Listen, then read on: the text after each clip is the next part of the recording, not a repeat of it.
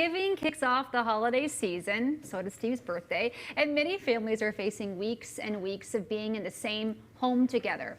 Oh, and the weather probably is going to get terrible. Okay, great. Probably. Yay, 2020. So how do you handle all of that kind of stress? Well, you could talk to the experts at Nystrom and Associates. Licensed psychologist Dr. Karin Ryan joins us again via Skype. Dr. Ryan, it's nice to have you back on the show. It is a weird time for families right now. You would suggest a little bit of a check-in with each other to help start the day. How do we do that so that it doesn't feel totally awkward out of the blue?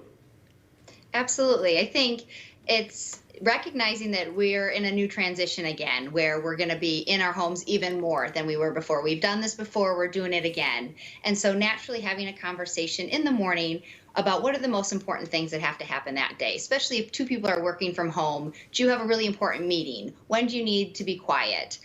Is there anything you want to really accomplish that day? So if you are recognizing, I really need some alone time, the only way you're going to get it is if you ask.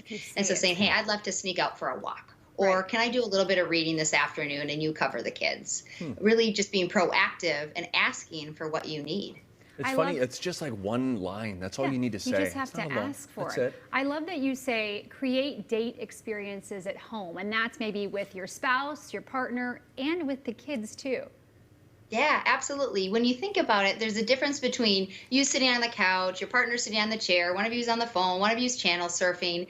It's not really connecting. And so if you can say, let's make a date night, date in out of it, right? And so after the kids go to bed, you sit next to each other on the couch, you're thigh to thigh, you're deciding on the movie, and you sit legs up, phones down, connecting and watching it. Or doing a game night where you play some games with the kids, and then when they go to bed, you and your partner play cribbage or Scrabble, and really making it a date night. Or making your own dinner after the kids go to bed, or a dessert. Finding that special time. And you have to be intentional about it. Like you said, it only takes one statement or one idea, and then there you go, you've got a night out of it. But you do have to be intentional about it. And sometimes even in a marriage, when you have gone through a different kind of a routine where you haven't said that, like, hey, I want us to take time tonight to, whatever the case, fill in that blank, whatever it is, it doesn't happen on accident very often, right? These intentional experiences and moments of connection, whatever it looks like, does take one person willing to break the mold, maybe just be a little uncomfortable for a moment and say that, and then it will really grow into some fabulous connecting time.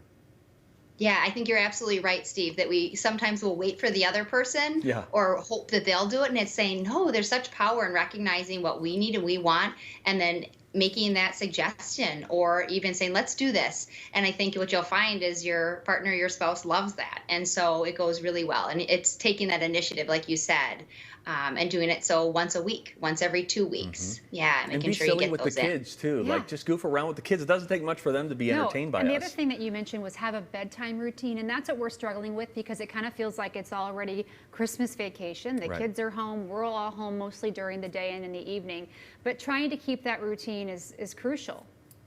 Yeah, absolutely. And you think about kids, times that are really important to them are morning, kind of end of the day, end of the workday, school day, and then at night. And so in the morning, giving them a big hug, eye contact, good morning. After the school day or after your work day, checking in and seeing how the day went. And then in the evening, either if you're at dinner or during bedtime when you're tucking them in, talking about the highs and lows. What was the best thing that happened today? What was a silly thing that happened today? What was the hardest thing you had to do today? And again, phones down, eye contact, close bodies. It only takes 5 minutes, and we feel so grounded and connected after, and cared for. Yeah. Dr. Ryan, thank you so much. Good to have you back on the show.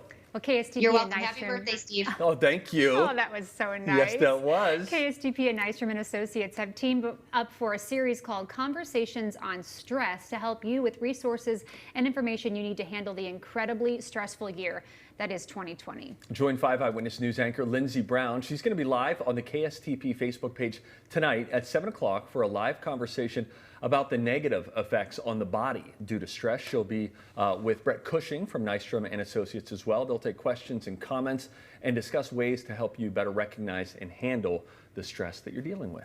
We want you to take a break with TCL, and it is presented by Nystrom and Associates. They can provide care in the fields of psychiatry, psychology, family therapy, and more. They have 20 locations in the Twin Cities. They work with couples, families, and individuals of all ages. So if you're struggling with stress or anxiety, depression, or addiction, reach out to them today.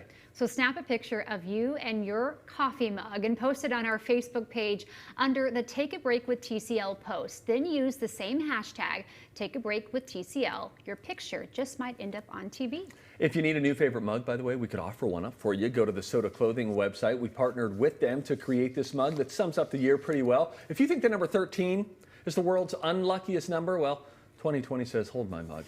The mug costs just $12, and all proceeds go to benefit NAMI, the National Alliance on Mental Health. Still to